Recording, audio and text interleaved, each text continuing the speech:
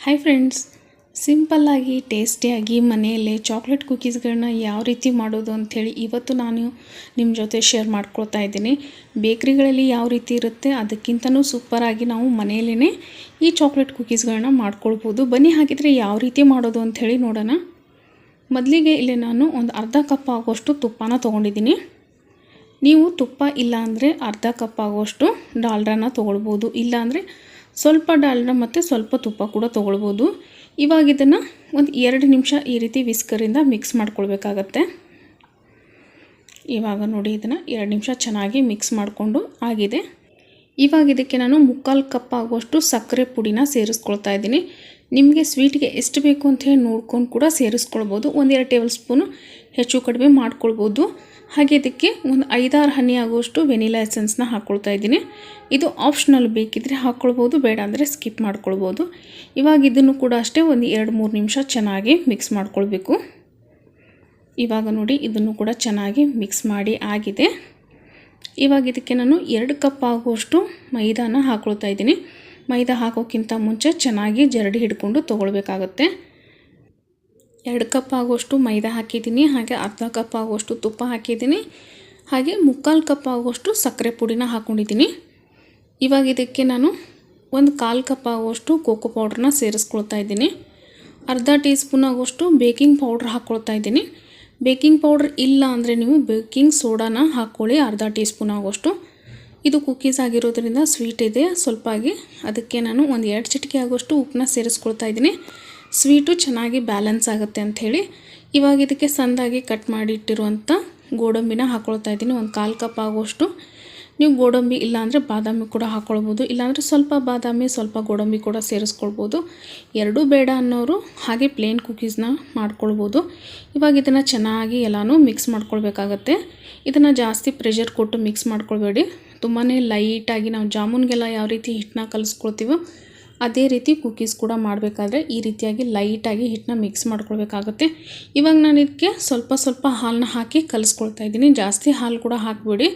ನಾನಿಲ್ಲಿ ಜಸ್ಟ್ ಒಂದು 4 table spoon ಆಗೋಷ್ಟು ಹಾಲನ್ನ ಸೇರಿಸ್ಕೊಂಡಿದ್ದೀನಿ. ಹಾಲು ಕೂಡ ಅಷ್ಟೇ ರೂಮ್ ಟೆಂಪ್ರೇಚರಲ್ಲಿರಬೇಕು ಹಾಲು, ಅದನ್ನೇ ಹಾಕ್ಕೊಳ್ಳಿ. ಫ್ರಿಜ್ಜಲ್ಲಿರುವಂಥದ್ದು ಡೈರೆಕ್ಟಾಗಿ ಹಾಕ್ಲಿಕ್ಕೆ ಹೋಗಬೇಡಿ. ಇವಾಗ ನೋಡಿ ಇದನ್ನು ಚೆನ್ನಾಗಿ ನಾನು ಈ ರೀತಿಯಾಗಿ ಮಿಕ್ಸ್ ಮಾಡ್ಕೊಂಡಿದ್ದೀನಿ. ಜಸ್ಟ್ ಇದನ್ನು ಮಿಕ್ಸ್ ಮಾಡ್ಕೊಳ್ತಾ ಹೋಗಬೇಕು. ಇವಾಗ ನೋಡಿ ಇದನ್ನು ನಾನು ಮುದ್ದೆ ರೀತಿಯಾಗಿ ಈಗ ರೆಡಿ ಮಾಡ್ಕೊಂಡಿದ್ದೀನಿ. ಜಸ್ಟ್ ಎಲ್ಲೂ ನಾವು ಇದನ್ನು ಚಪಾತಿ ಹಿಟ್ಟೆಲ್ಲ ಯಾವ ರೀತಿ ಪ್ರೆಷರ್ ಹಾಕಿ ಕಲಿಸ್ತೀವಲ್ಲ ಆ ರೀತಿ ಕಲಿಸ್ಲಿಕ್ಕೆ ಹೋಗಬಾರ್ದು. ನೋಡಿ ಈಗ ಕುಕೀಸ್ ಮಾಡಲಿಕ್ಕೆ ಹಿಟ್ಟು ರೆಡಿ ಇದೆ. ಹಾಗೆ ಕುಕೀಸ್ ಎಲ್ಲ ರೆಡಿ ಮಾಡೋಕ್ಕಿಂತ ಮುಂಚೆ ಒಂದು ಪ್ಲೇಟಿಗೆ ಸ್ವಲ್ಪ ತುಪ್ಪನ ಹಚ್ಬಿಟ್ಟು ರೆಡಿ ಮಾಡಿ ಇಟ್ಕೊಳ್ಬೇಕು. ಇವಾಗ ನಮಗೆ ಕುಕೀಸ್ ಯಾವ ಸೈಜಲ್ಲಿ ಬೇಕು ಅಂತ ಹೇಳಿ ನೋಡ್ಕೊಂಬಿಟ್ಟು ಸ್ವಲ್ಪ ಈ ರೀತಿಯಾಗಿ ಹಿಟ್ಟನ್ನ ತೊಗೊಂಡ್ಬಿಟ್ಟು ಕುಕೀಸ್ನ ರೆಡಿ ಮಾಡ್ಕೊಳ್ಬೇಕಾಗತ್ತೆ. ನಾನಿಲ್ಲಿ ಚಿಕ್ಕದಾಗಿ ನಾವು ಯಾವ ರೀತಿ ಗುಲಾಬ್ ಜಾಮೂನ್ ಎಲ್ಲ ಮಾಡಲಿಕ್ಕೆ ಹಿಟ್ಟನ್ನ ತೊಗೊಳ್ತೀವೋ ಆ ರೀತಿಯಾಗಿ ಹಿಟ್ಟನ್ನ ತೊಗೊಂಡಿದ್ದೀನಿ.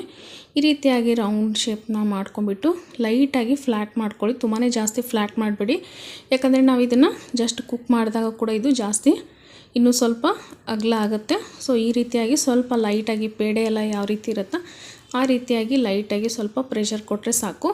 ಇವಾಗ ಇದಕ್ಕೆ ನಾನು ಸ್ವಲ್ಪ ಮೇಲ್ಗಡೆ ಬಾದಾಮಿಯಿಂದ ಡೆಕೋರೇಷನ್ನ ಮಾಡ್ಕೊಂಡಿದ್ದೀನಿ. ಬಾದಾಮಿನ ಚಿಕ್ಕದಾಗಿ ಕಟ್ ಮಾಡಿಬಿಟ್ಟು ಈ ರೀತಿಯಾಗಿ ನೋಡೋಕ್ಕೆ ಚೆನ್ನಾಗಿರುತ್ತೆ ಅಂತೇಳಿ ಅಷ್ಟೇ. ನೀವು ಬೇಕಿದ್ದರೆ ಗೋಡಂಬಿಯಿಂದನೂ ಕೂಡ ಡೆಕೋರೇಷನ್ ಮಾಡ್ಕೊಳ್ಬೋದು, ಇಲ್ಲಾಂದರೆ ಸ್ಕಿಪ್ ಕೂಡ ಮಾಡ್ಬೋದು. ಈ ರೀತಿ ನಾವು ಪ್ಲೇಟಲ್ಲಿ ಕುಕ್ಕೀಸ್ ಇಟ್ಟಾಗ ಸ್ವಲ್ಪ ಮಧ್ಯೆ ಗ್ಯಾಪ್ನ ಕೊಡಬೇಕಾಗತ್ತೆ. ಯಾಕೆಂದರೆ ಇದು ಬೇಕಾದಮೇಲೆ ಸ್ವಲ್ಪ ಇನ್ನೂ ಡಬಲ್ ಆಗುತ್ತೆ ಸೈಜಲ್ಲಿ. ಸೊ ಇವಾಗ ಕಡಾಯಿ ಕೂಡ ನಾನು ಇಲ್ಲಿ ಫ್ರೀ ಹೀಟ್ ಮಾಡ್ಕೊಂಡಿದ್ದೀನಿ. ಒಂದು 5 ನಿಮಿಷ ಇದನ್ನು ಹೈ ಫ್ಲೇಮ್ನಲ್ಲಿ ಇಟ್ಟು ಫ್ರೀ ಹೀಟ್ ಮಾಡ್ಕೊಂಡಿದ್ದೀನಿ. ಕಡಾಯಿನಲ್ಲಿ ಒಂದು ಸ್ಟ್ಯಾಂಡ್ ಇಟ್ಟಿದ್ದೆ ಸಿಂಪಲ್ಲಾಗಿ. ಒಂದು ತವಾನ ಮುಚ್ಚಿ ಫ್ರೀ ಹೀಟ್ ಮಾಡ್ಕೊಂಡಿದ್ದೀನಿ. ಈಗ ಫ್ರೀ ಹೀಟ್ ಆಗಿರೋಂಥ ತವಾದಲ್ಲಿ ಇದನ್ನು ಪ್ಲೇಟ್ನ ಇಡ್ತಾಯಿದ್ದೀನಿ.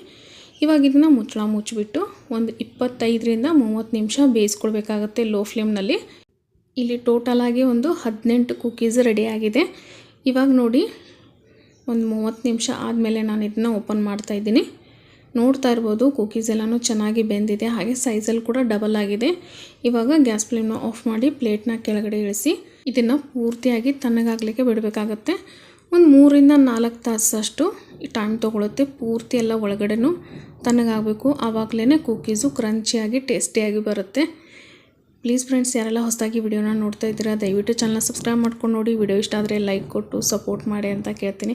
ಹಾಗೆ ನಿಮ್ಮ ಫ್ಯಾಮಿಲಿ ಫ್ರೆಂಡ್ ಜೊತೆ ಕೂಡ ವಿಡಿಯೋಗಳನ್ನ ಶೇರ್ ಮಾಡ್ಕೊಳ್ಳಿ. ಈ ಮುಖಾಂತರ ಕೂಡ ನಮಗೆ ಇನ್ನೂ ಹೆಚ್ಚಿನ ಸಪೋರ್ಟ್ ಮಾಡಿ ಅಂತ ಕೇಳ್ತೀನಿ. ನೋಡ್ತಾ ಇರ್ಬೋದು ಎಷ್ಟು ಈಸಿಯಾಗಿ ಕುಕ್ಕೀಸ್ ಎಲ್ಲನೂ ರೆಡಿ ಆಗಿದೆ. ನೀವು ಕೂಡ ಖಂಡಿತ ಒಂದ್ಸಲ ನೋಡಿಬಿಟ್ಟು ಟ್ರೈ ಮಾಡಿ ಅಂತ ಹೇಳ್ತೀನಿ. ತುಂಬಾ ಸಿಂಪಲ್ಲಾಗಿ ರೆಡಿ ಮಾಡ್ಕೊಳ್ಬೋದು ಈ ಕುಕ್ಕೀಸ್ನ. ಚಿಕ್ಕ ಮಕ್ಕಳಿಗೆ ದೊಡ್ಡವ್ರಿಗೆ ತುಂಬಾ ಇಷ್ಟ ಆಗುತ್ತೆ. ಸ್ಪೆಷಲಿ ಚಿಕ್ಕ ಮಕ್ಕಳಿಗಂತೂ ಚಾಕ್ಲೇಟ್ ಕುಕ್ಕೀಸ್ ಅಂದರೆ ಇನ್ನೂ ತುಂಬ ಇಷ್ಟ ಆಗುತ್ತೆ.